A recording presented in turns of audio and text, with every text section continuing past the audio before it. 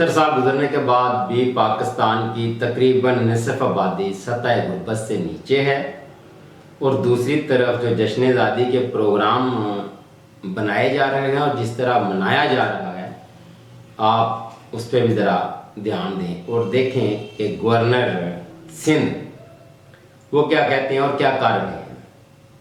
वैसे तो आखिरी बल्कि उसी दिन की गल बनाया कल की कि वो एक स्टेज पर चढ़े भंगड़ा डांस वगैरह कर रहे हैं। इसमें कोई हर्ज नहीं है, ज़रूर आप भंगड़े डालें, डांस करें, खुशियाँ मनाएं, लेकिन आपने असल काम की तरफ भी तवज्जो दें। और अगर असल काम की तरफ तवज्जो दे रहा हो ना बंदा, तो ये चीज़ें फिर इस तरह आवाम को कह लें उनकी नमक जख्मों पे ना नमक नहीं छिड़कते।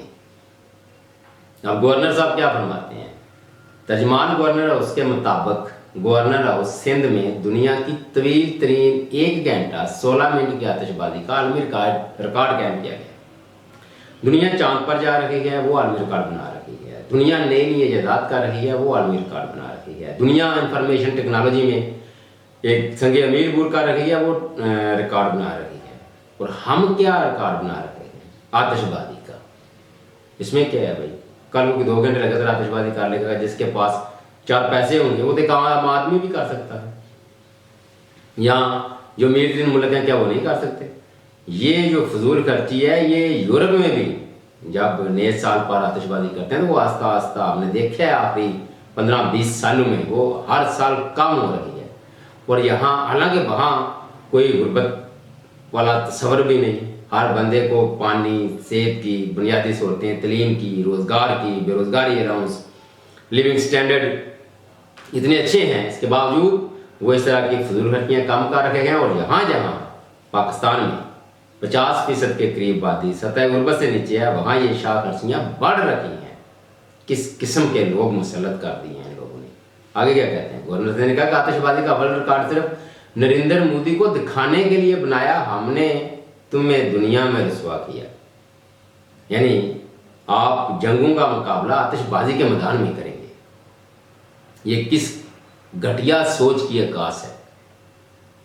जंगों के मुकाबले आतिशबाजी से नहीं, हथियारों से और बेहतरीन जो तरबियत से, अच्छी सफारतकारी से और कौम को यकजा करने के बाद इस तरह के मुकाबले होते हैं। इस तरह मुकाबला किया जाता है।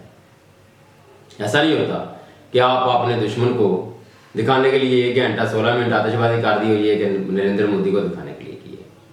क्या सोच है, इतने लो लेवल।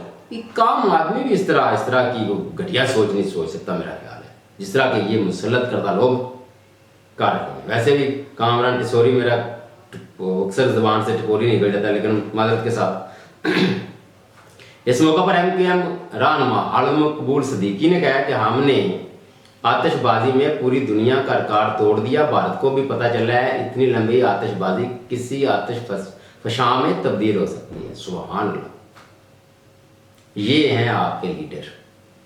खैर, अवाम तो एक आध दफ़ा नमूनों को बर्दाश्त कर लेती है, मजबूरी में शायद उनका चुनाव भी कर लेती हो, मगर अक्सर पाकिस्तानी अवाम ने बेहतरीन फैसला किया। वो चाहे फातिमा जिन्ना का दौर हो, चाहे जुल्फ़िकार अली भुट्टो का दौर हो, चाहे मियां नवाज शरीफ का दौर हो, चाहे अभी इमरान खान का दौर हो, मगर मिलिट्री इस्टेब्लिशमेंट ने हमेशा ऐसे ऐसे नमूने मुसल्लत किए कि जिनको दिखाकर ये साबित कर सके कि हाँ हम लायक हैं, फायक हैं, हम इनसे बेहतर हैं। वो भाई आपसे 1000 गुना बेहतर इस 25 करोड़ अवाम में लोग पड़े हुए हैं, जिनको आपने ताकत के जोर पर दबा के रखा हुआ है। इस तरह की सोच के साथ मुल्क क्या फर्द आगे नहीं बढ़ सकता।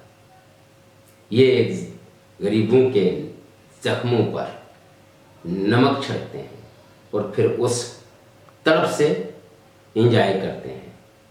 ये है उस आतिशबाजी का असल नतीजा, और ये है आतिशबाजी का असल लुबेलवा। इनको किसी गरीब की गुर्बत से, रोज़गार के मौके पैदा करने से, मुल्क में से तलीम, साफ पानी के हवाले से कोई सरोकार नहीं है। ये वर्ल्ड रिकॉर्ड बना रहे हैं आतिशबाजियों में, और वो भी कौम के पैसे से, रियासत के पैसों से। इनको तो शर्म आनी नहीं और इनके लाने वालों को भी शर्म नहीं आनी।